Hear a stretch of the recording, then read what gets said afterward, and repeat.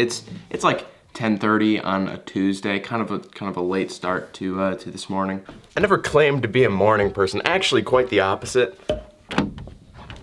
The thing is, it's not very odd for like the beginning of my day to start around like 9 o'clock, 10 o'clock even sometimes. And it's weird because like you'd think that would be kind of impossible. I work a part-time job, not super crazy schedule, but still I work. I run this YouTube channel and I'm still in high school. How does that work at all? It doesn't make any sense, does it? Well, actually, I've been homeschooled for like 12 years now. Now today I kind of want to address this and talk about the upsides and the downsides, but I think the best way to go about it to begin with would be an illustration of one of the upsides. It's currently 11:12, which means I need to go work out. I try to work out on a schedule of like 4 days on, 1 day off, 4 days on, 1 day off. Usually works out to be, obviously, 6 days a week, but every once in a while I'll miss a day or two and it gets kind of discouraging. I found always with working out, consistency is key, and really when you do it more often, you start to enjoy it more.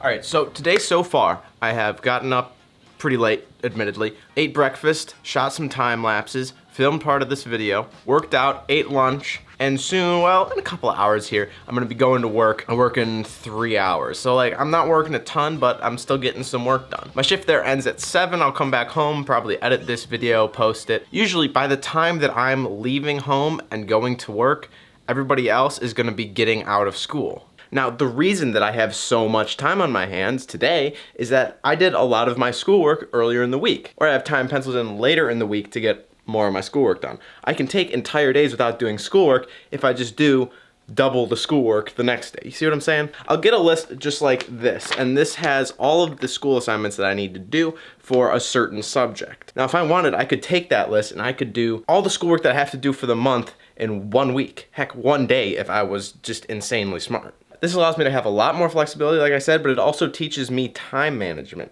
something that came in very handy when I started working when I was 15 years old. Now I'm 17 and a half, almost 18, and earlier this year I got promoted to shop manager of the store, and I haven't stopped working there ever since I started when I was 15. There have been little breaks or vacations here and there, but I never stopped for school. It's been a stable job, and I've also been able to get my schoolwork done. I've been able to start this YouTube channel and run this YouTube channel. Plus, I still have a social life. I have friends, and that's something that I feel like a lot of people feel they would miss out on if they were homeschooled. So of course, I'm gonna tackle this and a few other misconceptions about homeschooling. Probably the most prevalent misconception about homeschooling is that you have no friends. You're sitting home alone with your siblings if you have them and doing your schoolwork, and you're not getting out, you're not doing any activities, and you're not making friends. You don't know anybody. And I'll be the first to admit, this holds some water. It is a little bit more difficult to make friends because you're not around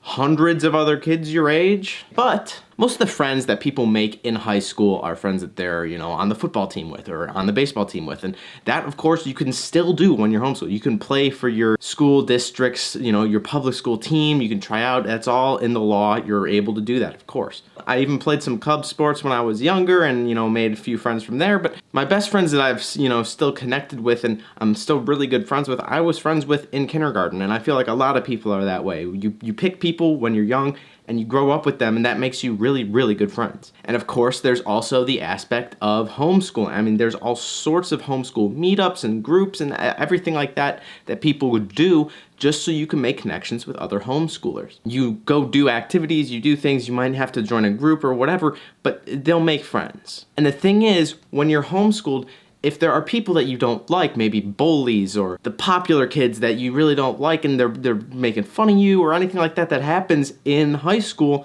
you don't need to deal with that. You can come home and do whatever, ignore those people, never see them again in your life, and just stick with your friends. We all know that bullying is just like a total epidemic in high school now, and a great way to avoid that but still keep friendships is by homeschooling. Just a little food for thought. Now, there is the aspect of this argument that says they're not properly socialized. Have you seen public schoolers today? I know some kids who go to public school. I know. There are some kids that are totally normal and great kids, but a lot of teenagers and kids you see today, they haven't learned how to communicate with adults and superiors and everybody outside of school. Because you're with so many people your own age, this is just kind of a natural thing. You all treat each other as equals, and you're not getting experience that you would be if you're working a job from when you were 15, or if you started a landscaping business or a lawn mowing business like I did when I was 13. All of these things that are made up by the extra time, and I'm able to do these things, they've built up my personality. I'm a much more outgoing person. I have friends or people that I talk to who are 30, 40. I'm 17, but I'm able to openly communicate with these people and talk to them about YouTube, or I'm really into aquariums, so aquarium stuff. All these types of things, I'm able to talk to them and carry out a normal, good conversation because I've been doing this.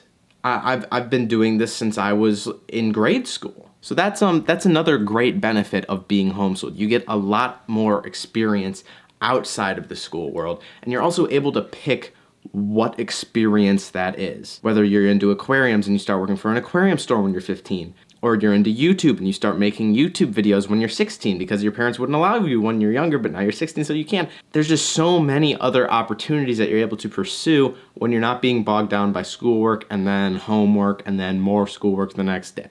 Now, the last thing that I want to mention today, and if this video does really well, I might make a part 2 or whatever, because there's so much information and so many points to touch on this subject that it will take multiple videos to really flush it all out. But last thing I want to focus on is that homeschooling isn't for everybody. Now, there's multiple types of homeschooling. You've got online schooling, you've got like co-op homeschooling where like part of it you got a tutor or whatever. And I've done a lot of these types of schooling, and they all have their upsides and their downsides, but the good news is you can find the one that is good for you. And if the best type of schooling for you is going to a private or public school and being taught traditionally, by all means do that. Homeschooling, especially the way I'm doing it, where I'm in charge of all of my curriculum and we just send in assessment assignments and everything to the school that's like stationed in California, all that stuff takes a lot of personal motivation. Now, not everybody has that. That's okay. It's a personality thing. I am very motivated. And I think starting homeschooling when I was in kindergarten or after kindergarten in first grade, that all helped build that. I'm an extremely motivated person.